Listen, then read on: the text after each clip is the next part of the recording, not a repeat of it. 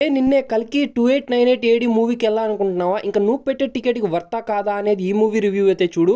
Movie అయితే నాకైతే చాలా బాగా నచ్చింది ఫ్రెండ్స్. ఎస్పెషల్లీ 3Dలో అయితే ఆసమ్గా ఉంది. ఇంకా రివ్యూలోకి వెళ్లే ముందు మన ఛానల్ని ఎవరైనా కొత్తగా విజిట్ చేస్తుంటే మేక్ షూర్ టు సబ్స్క్రైబ్, అలాగే బెల్ ఐకాన్ అయితే యాక్టివేట్ చేసుకోండి. హ్యూమన్ నీడ్స్, రిసోర్సెస్, సివిలైజేషన్ అనేది చాలా బాగా అయితే కొత్తగా అయితే మనకి చూపించారు. ప్లాట్ అనేది భైరవ కాంప్లెక్స్ సిటీకి ఎందుకు వెళ్ళాలనుకున్నాడు, అశ్వత్థామ ప్రెగ్నెంట్ గా ఉన్న దీపికా పడుకొని ఎందుకు కాపాడాలనుకున్నాడు, విలన్స్ ఎందుకు దీపికా పడుకొని వెనకపడ్డారు, ఫైనల్ గా అశ్వత్థామ కాపాడా లేదా, విజువల్స్ దగ్గర నుంచి ప్రొడక్షన్, బ్యాక్గ్రౌండ్ గానీ చాలా అంటే చాలా నీట్ గా, ఇంకా ఫైట్స్, యాక్షన్ సీక్వెన్సెస్ అయితే మూవీకి టాప్ నాచ్ గా నిలిచాయి. సీట్ ఎడ్జ్ అయితే కూర్చోబెడతాయి గాయస్. మనం ట్రైలర్ లో చూసిన దానికంటే ఎక్స్పెక్ట్ చేయని సీన్స్ అయితే మనకు మూవీలో టచ్ అవుతాయి. నాగి ఆ ఎలివేషన్స్ గానీ, ఆ హైప్ గానీ కరెక్ట్ గా మెయింటైన్ చేశారు మూవీ ఎండ్ వరకు. ఇలాంటివన్నీ మూవీలో అయితే పాజిటివ్ అయ్యాయి. ఇంకా మూవీలో నెగిటివ్స్ గురించి చూసుకుంటే మనకి బీజిఎం గానీ, సాంగ్స్ గానీ అంతగా అయితే సపోర్ట్ చేయలేదు. ఆడియన్స్ ని ఎమోషన్ గా అయితే చేయలేకపోయాయి.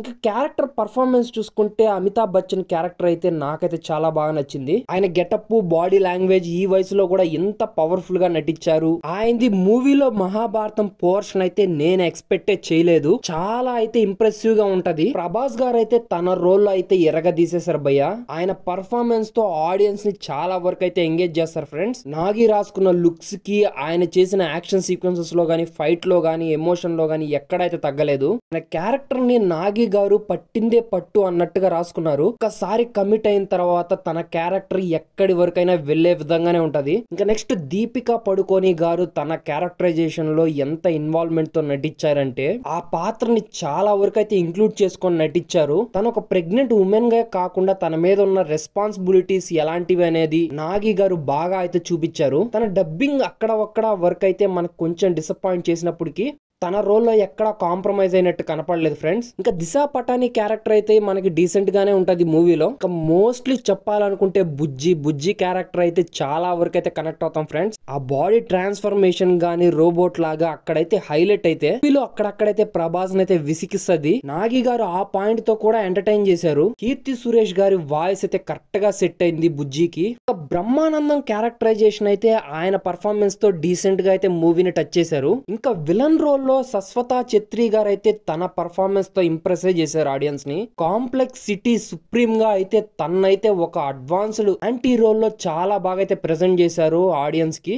నెక్స్ట్ కమల్ హాసన్ గారి లుక్స్ గానీ, ఆయన యాక్టింగ్ గానీ ఆసమ్ ఫ్రెండ్స్. ఆయన ఇంట్రడక్షన్ సీన్ తో అయితే హాల్ అంతా హడావిడితో ఆ రచ్చ లేసిపోయింది. ఒక విలన్ రోల్ అనేది ఇలా ఉంటదిరా అనిపించే లాగా అయితే అడ్వాన్స్డ్ లెవెల్లో తీసుకెళ్లారు. ఇంకా రాజేంద్ర ప్రసాద్ గారి క్యారెక్టరైజేషన్ అంతా ఎంత స్ట్రాంగ్ కాన్ఫ్లిక్ట్స్ క్యారెక్టర్ అనేది మనకు మూవీలో చూస్తే తెలుస్తుంది. ఈ సీన్ లో అయితే మనకి తెలియని ఒక క్యారెక్టర్ అయితే ఉంటది ఫ్రెండ్స్. అది చూసి మీరైతే ఎంజాయ్ చేస్తారు. నేనైతే ఆ క్యారెక్టర్ ని రివీల్ చేయదలుచుకోలేదు.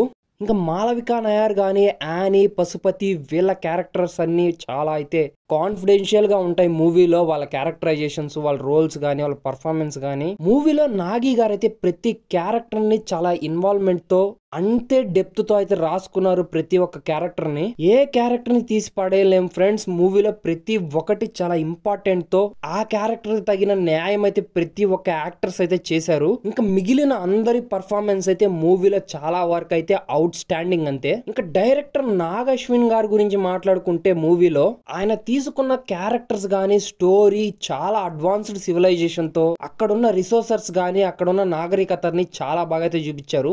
ఆ టైంలో యూనిట్స్ అంటే ఏంటి, మినిమం లో వాటర్, ఫుడ్ రిసోర్సెస్ ని ఎలా వాళ్ళు గెయిన్ చేసుకున్నారు, పుట్టుకొచ్చిన అన్యాయాన్ని ఎలా అంతం చేశారు అనే కాన్ఫ్లిక్ట్స్ కాన్సెప్ట్ తో అందరినీ అంతాన్ని ఆపే శక్తిగా, ఒక గుడ్ స్పిరిట్, బ్యాడ్ స్పిరిట్ గా అన్నట్టుగా చూపించారు మూవీలో. ఆయన డైరెక్షన్ గానీ, విజువల్స్ గానీ అవుట్ స్టాండింగ్ అంతే.